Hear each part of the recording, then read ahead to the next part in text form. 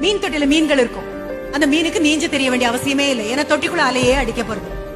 பசியே வராது. ஏன்னா சாப்பாடு அப்பப்ப மேல இருந்து போட்டுடுவோம். புயலோ பெரிய சூறாவளியோ ஒன்னும் அடிக்க போறது இல்ல. அதை விட ஒரு பெரிய மீன் அதை லபக்குன்னு முழுங்கி தின்னுமா என்ன? ஒண்ணுமே கிடையாது. அந்த பூனையோட அம்மா அந்த சின்ன மீனோட அம்மாவும் அப்பாவும் எங்க பிறந்திருப்பாங்க? தொட்டிக்குள்ள. அதனுடைய அம்மா அப்பா எங்க பிறந்திருப்பாங்க? தொட்டிக்குள்ள. தொட்டிக்குள்ளேயே இருந்து beautiful colour fish in an aquarium. பாக்குறதுக்கு ரொம்ப அழகா இருக்கும். ஆனா அதனால ஒரு பிரயோஜனமும் கிடையாது. அதே சமயம் நீ திமிங்கலமான்னு யோசிச்சு பாரு. நீ திமிங்கலம்னா நீ எங்க இருக்கணும்? மீன் தொட்டிக்குள்ள இருக்கணும். If you are a whale, you belong to the ocean outside. வெளியில இருக்கக்கூடிய பெரும் மகா சமுத்திரத்துக்கு நீ சொந்தம். அப்படி போகும்போது சூறாவளி அடிக்கும், பெரிய புயல் காற்று அடிக்கும், சுனாமி அடிக்கும், எல்லாம் இருக்கும். அதையும் தாண்டி போகக்கூடிய சர்வ வல்லமை உங்ககிட்ட இருக்கு. நீ முடிவு. நான் வெறும் மீன் தொட்டில இருக்கக்கூடிய அழகான மீன் தான். நான் பாக்குறவங்க எல்லாம் பார்த்து ஆஹா நல்லா இருக்கு அவ்வளவுதான். வேற ஒரு கொண்டாட்டமும் கிடையாது.